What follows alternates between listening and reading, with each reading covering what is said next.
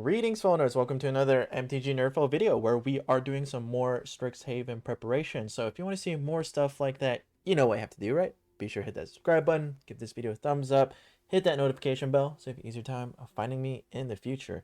And so you can participate in Fan Submission Fridays where if there is a deck list posted by one of you subscribers on the comments down below, you can drop an Aether Hub link or copy and paste just your entire deck list in the comments down below of a deck you would like to see me play. Get your deck feature on the channel every Friday. And it can be trolly, it can be serious, whatever you guys want it to be. So, question of the day. Which school do you think is the best school to use in draft? I'm very curious. I'm a drafter myself. I'm really bummed I haven't been able to draft during all this time during COVID. My stores around me haven't been able to open up, but I'm really excited to do so again, hopefully. So, yeah, I just want to know what you guys think, though, is the best school you should be drafting. Let me know in the comments down below.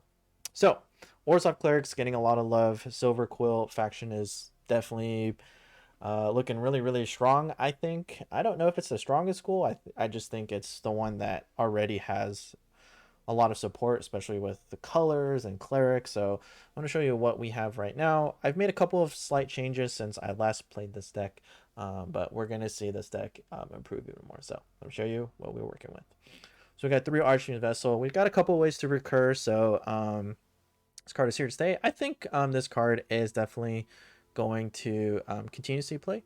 The Monarch Aspirant, definitely here to stay. One of the more stronger clerics in the deck. 2 Rally the Ranks, might push for a 3rd just if we get certain cards that we like, that we want to see get more buffed up. Clerics are a little bit on the weaker side, so it might be important to play 3, but I have 2 for now. 3 Harvest Axe for removal, 3 Null Priest of Oblivion.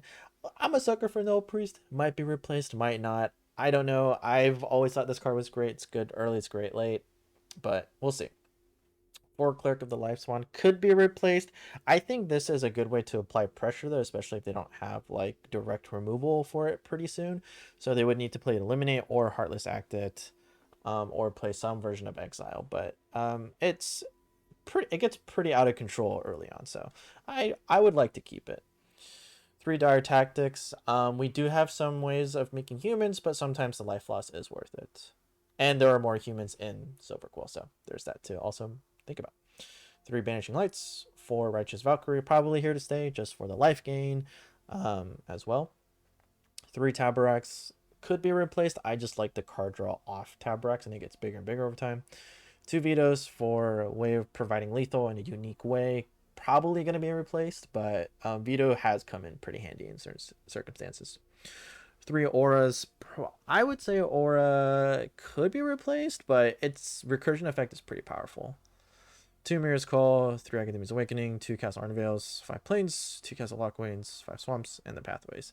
So I think with the fast lands coming in, I would actually... Oh, yes, I was playing a little bit of draft earlier today.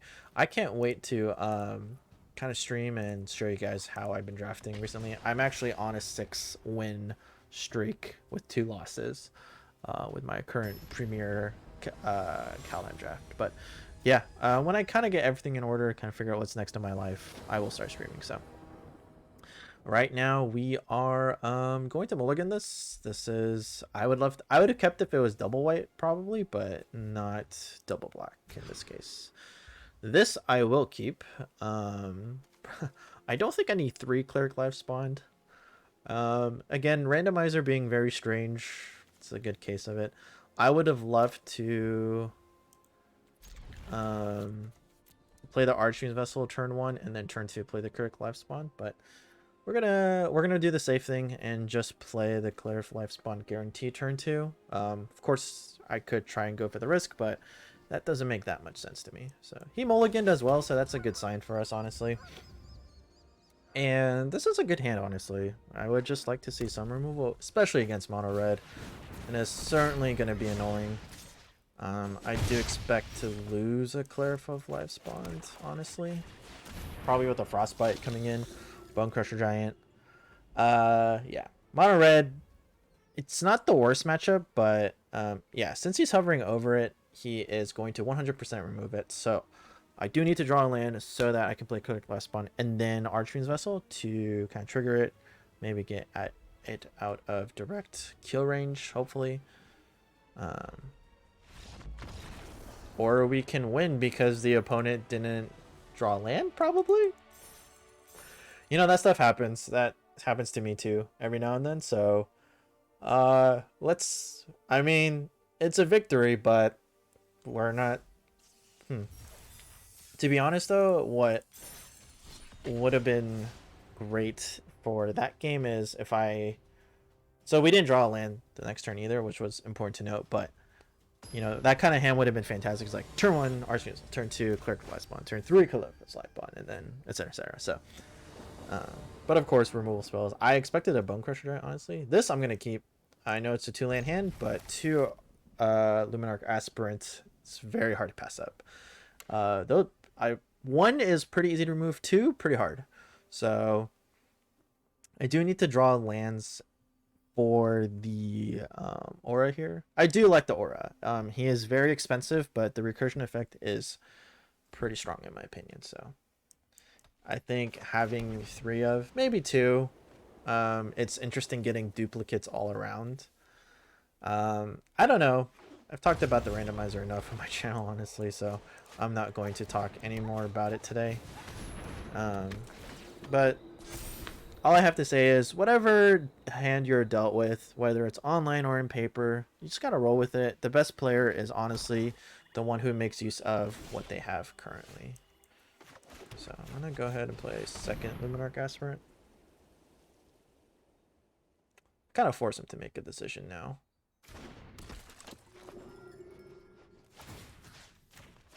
Put it on both. And I'm putting on both. Very tempting to swing him for 4, but Heartless Act will kind of make him act now. Yeah. Yeah. And that's why I attempted to put on the other one, because if he had the Heartless Act, he needed to do it immediately. So I'm actually going to play the Null Priest here.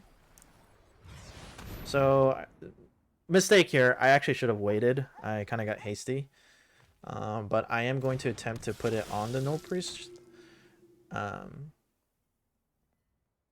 Because honestly, if I can get a second Heartless Act removed, that's fine. And the reason that's fine is I have better creatures to play. Now, I didn't get to play a 4th land, unfortunately. But I think we're okay.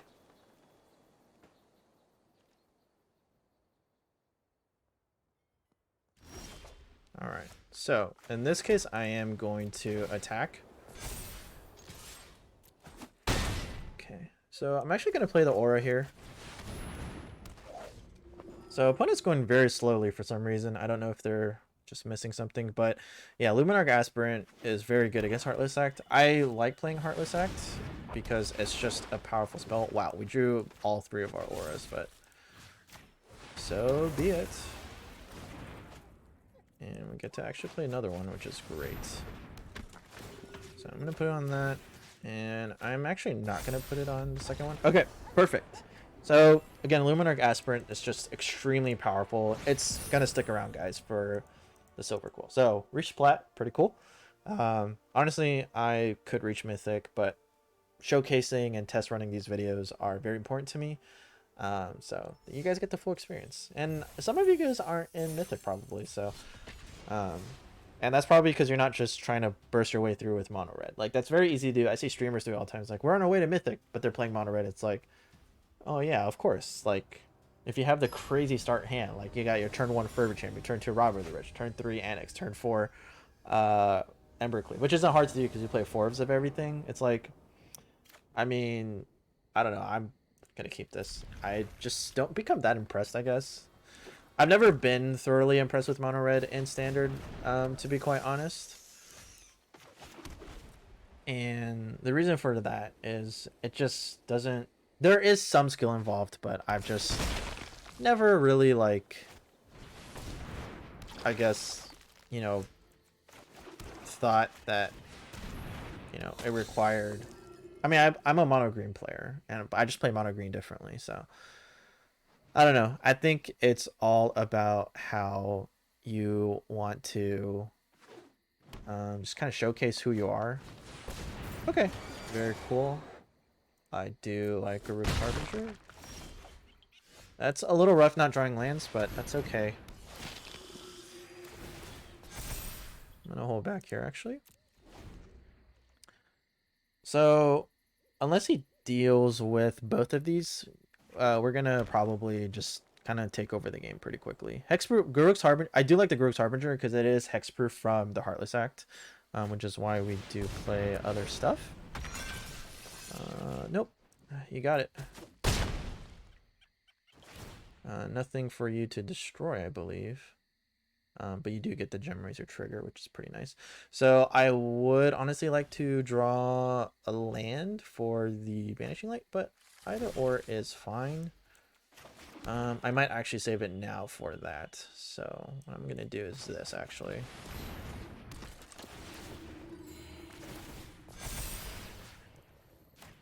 I'm actually gonna attack with the 4/1. Yep, gets the chump block, and then he gets to do the thing with Scavenging Ooze, which is fine.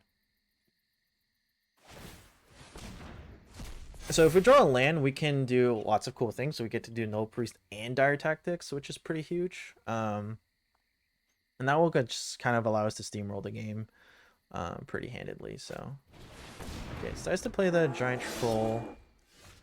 Didn't draw a land. It's actually kind of rough, but not unreasonable. So in that case, it would actually be better for me to play Banishing Light.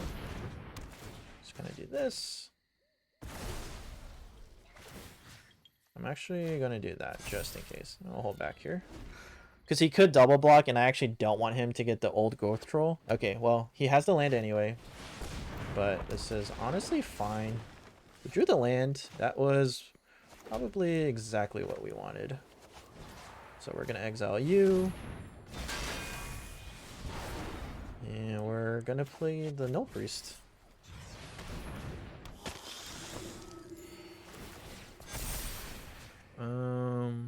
Do it here. So he could double block, and then I would lose momentum fairly quickly. So I'm actually gonna pass. I just don't want the double block to happen where he doesn't lose both creatures. So I do have Rally of the Ranks and another Dire Tactics, so that's pretty huge. Yeah, even questing beast isn't all that helpful right now.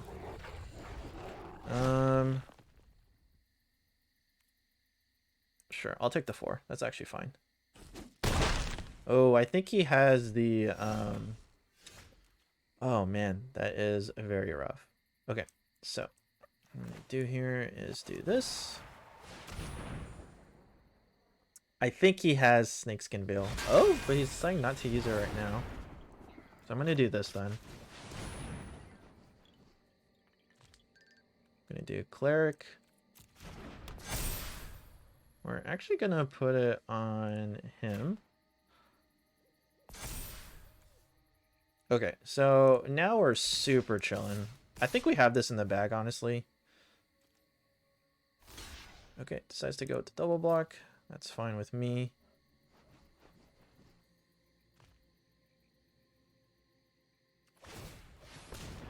I was gonna say that's not a creature though, so.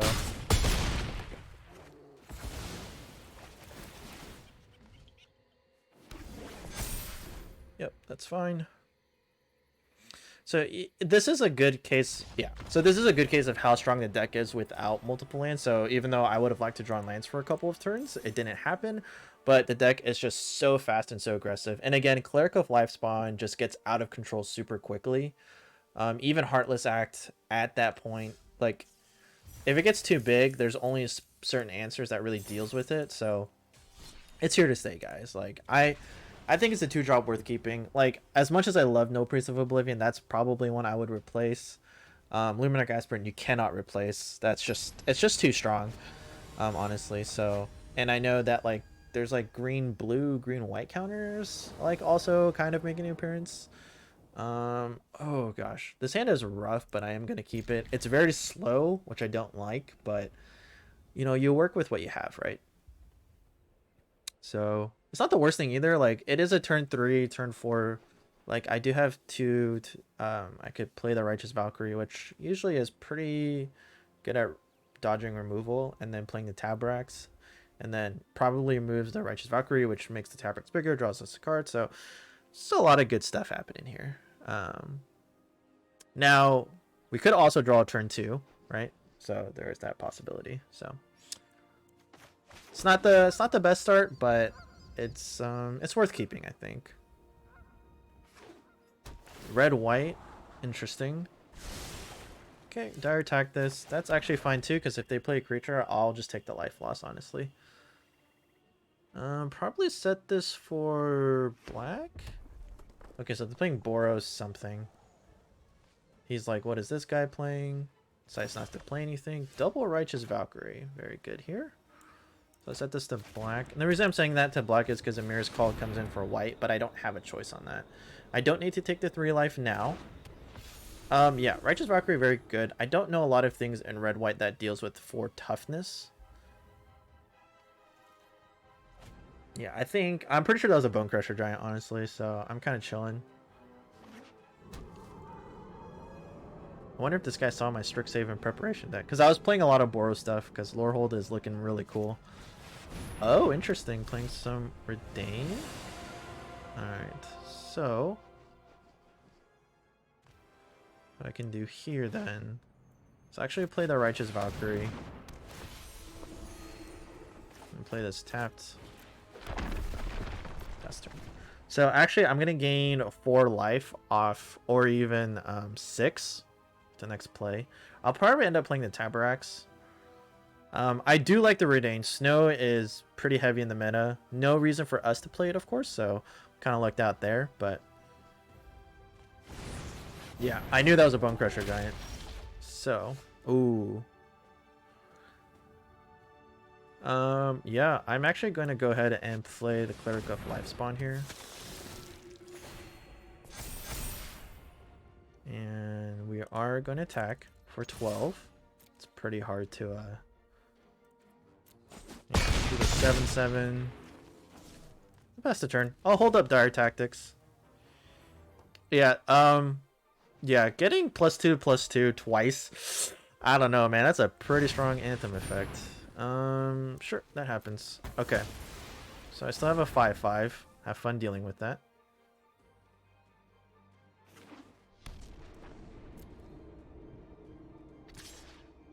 Okay. So here's what's gonna happen. Sure. I'll go ahead and take the damage, because I'm gonna get the life back anyway at some point or another. So actually the aura then comes in real handy. So you can kind of see this energy that's happening. He gets to block the 2, which is fine, but now he takes half. And then we get to hold on to a removal spell as well. So this game is in the bag. Yeah, Boros, you kind of have to play very specifically. Oh, okay, that was actually kind of painful. And he gets to play another one. So, actually pretty important here. Okay. Agadeem's Awakening.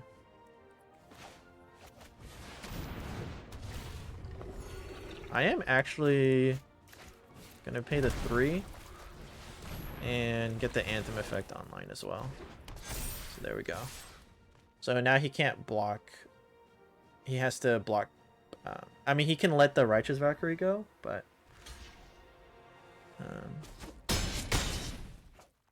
yep.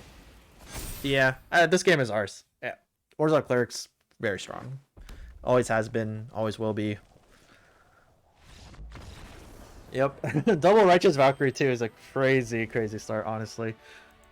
So, alright, I think we can get in for one more game here. I have been requested to make my video slightly longer. We'll see how it turns out. I'm going to try it out this week. Let me know in the comments down below if you guys actually watch my comments all the way, or watch my videos all the way through. I suspect at this point, if you've been watching it all the way through, you'll continue to watch it all the way through. I think at this point, especially, most people kind of like dip out. And that's usually when I end my videos, but I'll get in for one more game here. Just gonna try it out. It's important to try new things as a content creator, but oh, I am gonna keep this. I'm not a huge fan, but it's just too strong to pass up. The reason I'm not a huge fan is I'm gonna have to take 3 against the Knight deck. Oh yeah, this is gonna be brutal, guys. Yeah, and I didn't draw a land. I'm gonna take an additional 2 here. Oof, this is rough. The Venerable Knight turn 1, that kind of made all the difference, honestly. That could make all the difference here. Because they get to play a second Knight. Yep, there's a Worthy Knight coming in. No blocks. I gotta take the 2 here. Oof, did draw a land. Oh, it's actually pretty important. Because I'm actually going to play the Righteous Valkyrie. Get us some life here. And then... Okay, that's actually super important because I get to play the second Righteous Valkyrie, and then lots of things will trigger. Get the life gain I need to stabilize against Mardu Knights. Could be Boros Knights, but I think it's Mardu. Yep. And what's actually pretty crazy is that these 1/1 tokens become chump blockers. Oof, yep, and there's the Anthem effect Knight. Does stop all his attacks though, which is pretty nice. I was afraid I was not going to draw a land, but... Okay, so could attack with the 4/4, but I'm just gonna attack in the air here. So next goal is to draw another land. That's not really a goal, that's just more of a request. So we do have flyers, which is pretty important. He might attack. Okay, so he can't Ember Cleave. So, yeah, I'll trade the Cleric of Lifespawn. I'm not a huge fan, but kind of has to be done here. Ugh, Rimrock Knight. That was pretty rough for us, not gonna lie. Oh, this guy is just popping off. Alright, would have loved to have drawn a land.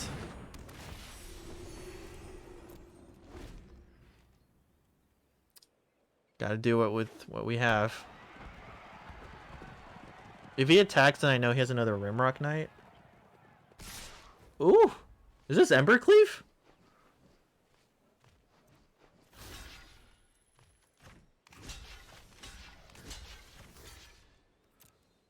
What is going on? This do be rough. It can't Embercleave, that's what's super important. Because that's double. Wait. How? That doesn't... Oh, equipment or Knight? I didn't know that. Oh, wait, that changes the game. Okay, so they do win. They kind of got the... Wow, that was incredible. That was incredible. I didn't know that was for equipment either. You learn new things every day. So they got the crazy fast start that we were afraid of, honestly. And we kind of got the slow-ish start, and we did miss land drop. So, yeah. I'll do one more game. Kind of want to end on a W if possible. And then if I end on an L, then whatever. But, yeah, that was... Wow. So that was straight up Boros Knights? Which was weird. I feel like you don't need to play Tournament Grounds then. But I guess it's the same thing regardless. But... Wow, I'm so surprised, honestly. Like, that blew me away. Just because I don't know... I didn't know that, honestly. That makes Knights decks a little bit better than I thought, honestly. Especially with if you play equipment. Okay, so this is a good deck we're facing up against. Rogues. I'll just go ahead and do that. So, Lures Rogues with Rune Crab turn 1. Do they have a second Rune Crab to just ruin my day? That is the question. If they do, this might be ours. Well, no, we do have the Aura here. And that could be pretty important, actually. Okay, they still got kind of the crazy start that I would have not liked, but it's not the end of the world by any means.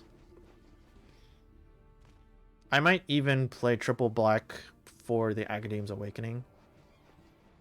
So there is that to consider. And we do have Archfiend's Vessel. So if they mill us the right cards, we can win. So he's looking to remove this. No surprise. They missed a land drop, though. That's actually really important.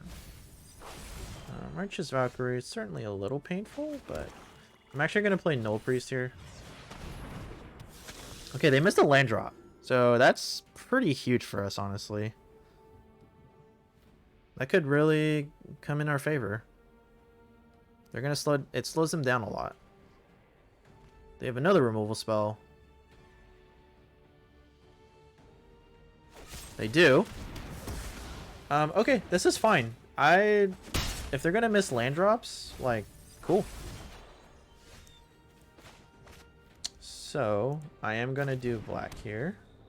Play the aura. So if they remove aura, I at least get something back. Something that's pretty painful. Righteous Valkyrie is really good against their deck. So if they've missed land drops continuously, that's what's really important here. Okay, I get something back. We'll get the Righteous Valkyrie back.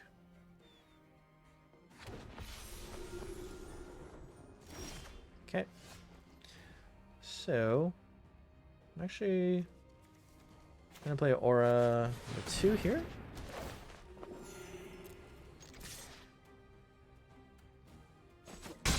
Okay, so I actually should have set the pathway to white because Agadeem's Awake. I didn't draw another land for Agadeem's Awakening, so that was actually a huge mistake on my blunder. But they haven't drawn lands in a while, so we did finally draw the land. That's okay with me. I'd rather not draw lands at this point.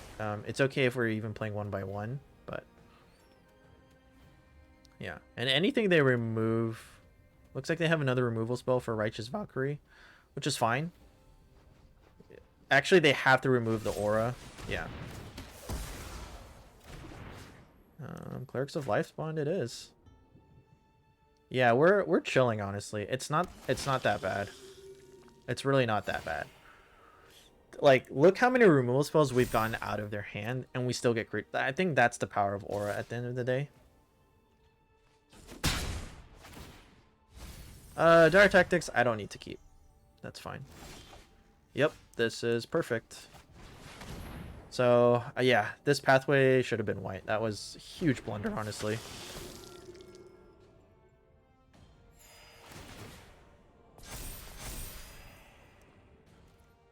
They're about to take 6. Yeah, I think we got this. They kept the risky hand. It's coming back to bite them. That's all I can say. So, we're chilling. Yeah, sure. Mill me. You're kind of late on the mill plan, unfortunately, so I'm not too worried about that. They do have 4 mana, though, which is... that's enough for them to get going. Would have loved the white land. So I want white land or just a creature, I guess. I'm surprised I have not seen any of my Archfiend's Vessels, so that's a little bit of dumb luck here. Alright, more black. Alright, put the pressure on. I want to counter this probably, right? You want to... No? Okay. That was your huge mistake. Yep, he apparently didn't know how the card works. Yep, gonna have to block the 7, I think. That's fine. Sure. Sure. It's fine. You have to block.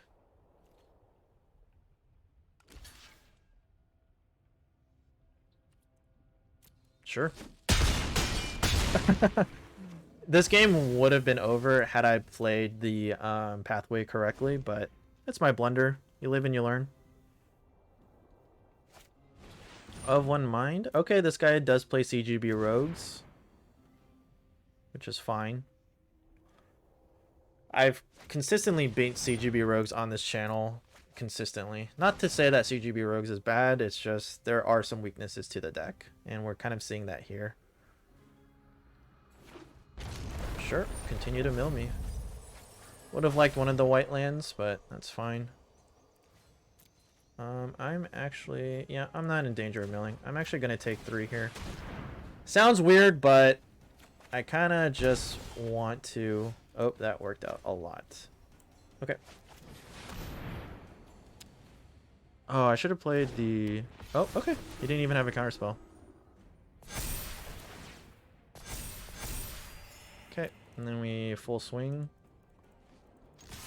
Because he has to block everything. So he could have another Guild Thief Enforcer. Yeah, everything has +4/+4. It's kind of insane, honestly. This deck is insane, guys. I'm just saying. Okay, Drown the Lock comes in. Okay, still have to block both here. I'm surprised he's kept his Rune Crab, honestly. It just doesn't make that much sense to me. Because it's like, you're not milling me anytime soon. So, why bother, right? But apparently he thinks it's worth it. Yeah. Even this guy is a 5/5 all of a sudden. Like, good luck, dude. Yeah, he's using of 1 Mind now. Like, good game. Yeah. Beat CGB Rogues again. I don't know.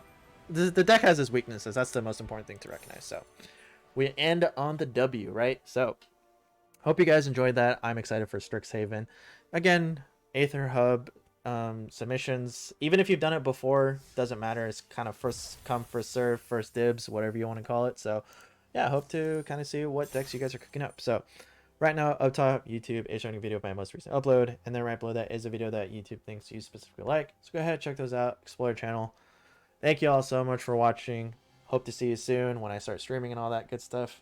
I'll see you for your next NerdPhil.